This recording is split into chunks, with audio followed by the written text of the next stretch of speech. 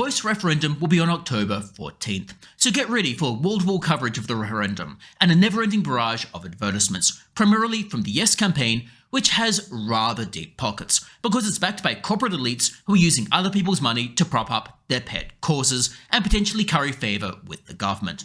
Now, Anthony Albanese announced the October 14th date in a speech, and that speech, as per normal, was full of simplifications and potentially misinformation.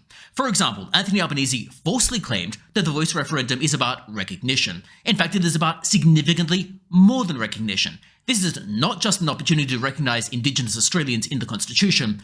Rather, it gives additional power and funding and access to one group of people, and does not give that power, funding and access to other people. Furthermore, the Voice is not merely advisory. Rather, the Voice, by dint of simply being the only person in the room, is going to have power.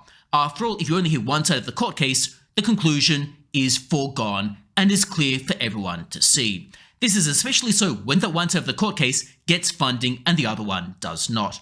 Not only that, the Voice could potentially stymie government with litigation. For example, the Voice has seemingly deep pockets due to taxpayer funds, and it can litigate and launch frivolous litigations, alleging that the government has failed to consider its representations even when the government has done so.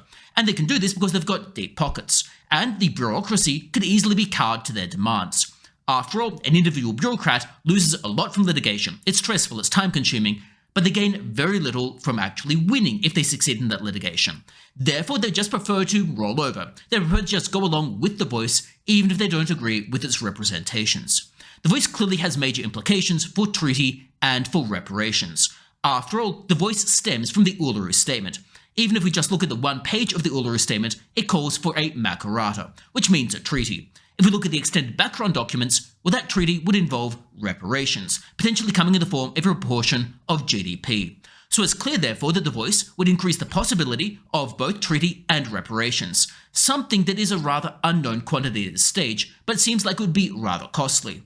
So overall, what we're doing here with the Voice is giving significant power to one group of Australians, significant access and funding that other Australians do not have.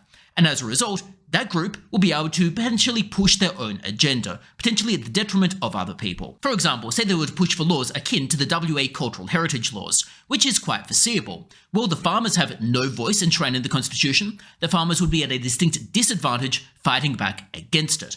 Clearly, we know what the conclusion is likely to be. Similarly with all of the other things that the Voice might ultimately push for. As a result, many Australians are rather negative on the Voice. Polling shows as much. However, the barrage of advertisements make it a Herculean task for the No campaign to succeed.